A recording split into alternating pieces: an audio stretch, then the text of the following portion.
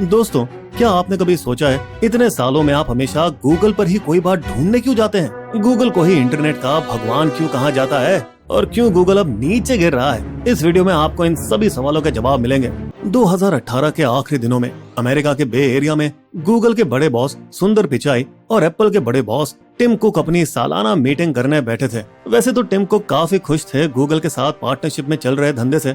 मैं चाहता हूँ हमारा याराना चलता रहे, जहाँ हमारी सर्विस खत्म होती है वही तुम्हारी शुरू होती है। लेकिन एप्पल वालों को इस बात को लेकर चिंता जरूर थी कि गूगल वाली डील से उनकी कमाई कम होती जा रही थी। दोस्तों, अगर आपके पास आईफोन है तो बता दें कि डील के मुताबिक गूगल एक बड़ी रकम देता था एप्पल को ताकि वो उसके सफारी ब्राउजर का मेन सर्च इंजन बना रहे।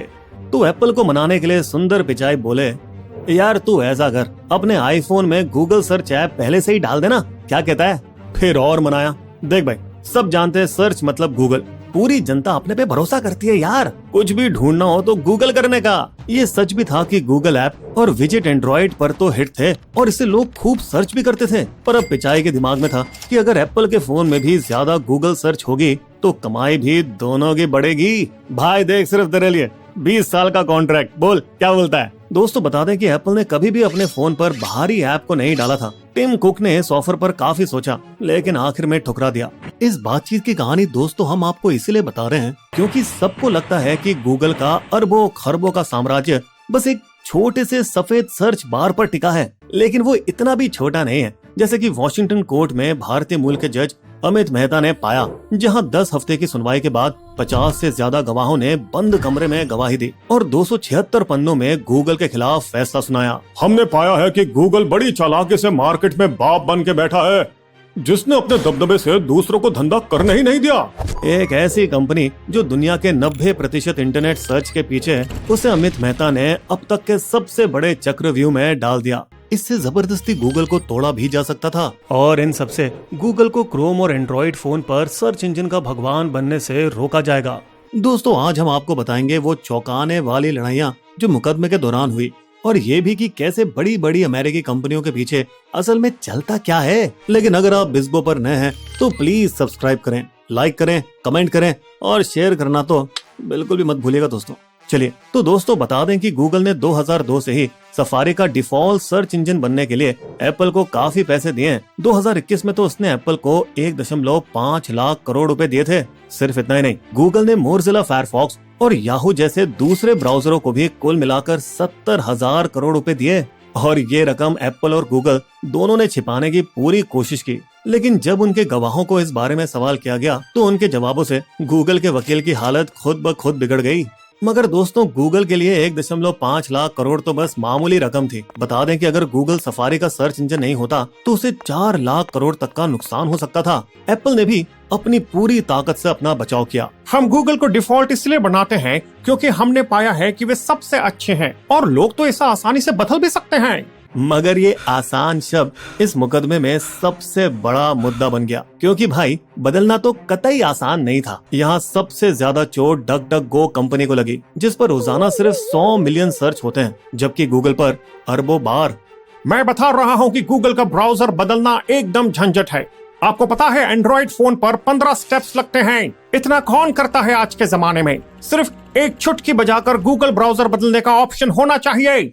ये बात सच थी कि अमीरों के एप्पल के सफारी में ये काम सिर्फ 4 स्टेप में होता है, बस कुछ सेकंड्स में। लेकिन गूगल के वकीलों ने इसको नकारते हुए एक एग्जाम्पल दिया कि अगर आप अपने कंप्यूटर पर विंडोज इस्तेमाल करते हो तो उसमें बिंग ब्राउजर डाला हुआ आता है, मगर इससे माइक्रोसॉफ्ट को कोई घंटा फायदा नहीं होता क्योंकि जनता दिमाग वाली है। उनको पता है कि गूगल सबसे बेहतर है और इसीलिए वो उस पर खुद जाती है। दोस्तों, आपको याद होगा कि जब 2025 में माइक्रोसॉफ्ट का इंटरनेट एक्सप्लोरर मार्केट पे छाया हुआ था, तब लालची गूगल ने माइक्रोसॉफ्ट को एक चिट्ठी लिखी थी जिसमें उन्होंने कहा था कि वे अपने इंटरनेट एक्सप्लोरर के साथ उनके सर्च इंजन का भी ऑप्शन दे दें। भाई, हम नई गरीब कंपनी का भी कुछ भला हो जाएगा है? जैसे कि इससे माइक्रोसॉफ्ट मानने वाला था, उसने मना कर दिया। इससे सुंदर पिचाई ऐसे बिगड़े कि उन्होंने अपनी छोटी सी टीम के साथ क्रोम ब्राउजर बना डाला जिसने बाद में इंटरनेट एक्सप्लोरर को पूरी तरह से धूल चटा दी। मगर आज 2025 में हालात उलट गए हैं। आप सभी एंड्रॉइड फोन वालों ने देखा होगा, गूगल सर्च ऐप तो डली डलाई आती है नए फोन में। क्यों? क्योंकि उनका एंड्रॉइड वालों के साथ एग्रीमेंट जो है, जो कि यूरोपीय देशों में कानूनी विवादों में झूल रहा है। गूगल के इस हथकंडे से उसको अपने सर्च रिजल्ट को और बेहतर बनाने का मौका मिलता है, जिस पर अब अमेरिका कह रहा है ये केस इंटरनेट के भविष्य के बारे में है, और ये कि क्या गूगल सर्च से कोई कभी टक्कर ले पाएगा।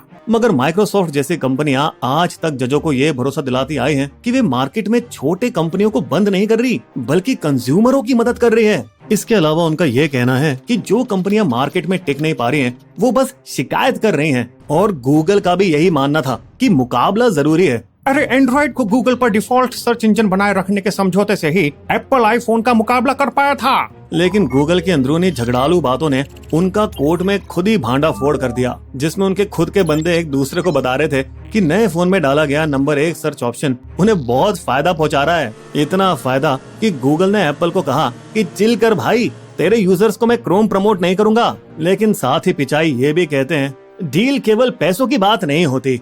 ये सही भी है, क्योंकि गूगल कमाई बांटकर एंड्रॉइड बनाने वाले सैमसंग, HTC, मोटोरोला को भी अपने फोन प्रमोट करने में मदद करता है। और अब क्योंकि एंड्रॉइड फ्री है, तो स्मार्टफोन सस्ते दामों में मिलते हैं, सिर्फ $30 से शुरू।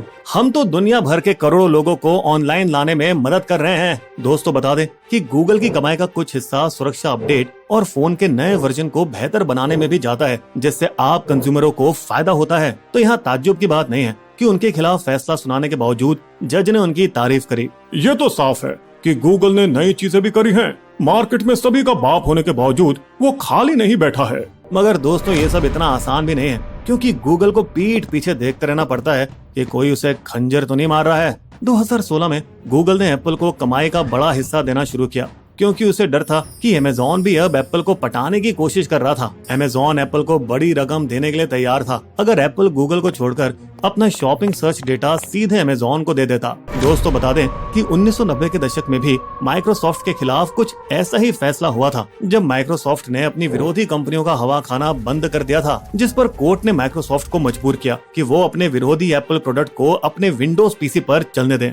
इसके अलावा कई सालों से गूगल और एप्पल दोनों के ऐप स्टोर पर कई सारे आरोप लगे हैं कि वे अपने मार्केट में बाप बनकर बैठे हैं। दोस्तों ये वही स्टोर है जिस पर आप अपने सारे ऐप्स डाउनलोड करते हैं। पर गूगल ने शिकायत करने वाले कंज्यूमरों को $700 मिलियन का मुआवजा दिया, मगर दूसरे हाथों से बड़े ऐप बनाने वालों से 27% सर्विस फीस लेता है। जज मेहता की 32 पन्नों की रिपोर्ट में गूगल को सुधारने के लिए कठोर कदम बताए गए हैं, ताकि मार्केट में मुकाबला बन सके। दोस्तों माइक्रोसॉफ्ट का बिंग, जो कई सालों से 4% मार्केट शेयर भी नहीं उठा पाया है, वो इस फैसले से बड़ा फायदा उठा सकता है। अब यहाँ गूगल को फिर से तैयार होना पड़ेगा एंटी ट्रस्ट केस का सामना करने के लिए। और इस बार ये आरोप है कि उन्होंने डिजिटल विज्ञापन खरीदने और बेचने वाले सॉफ्टवेयर में ऐड देने वालों के साथ अनुचित दाम तय किए हैं। बिस्बो की शायरी।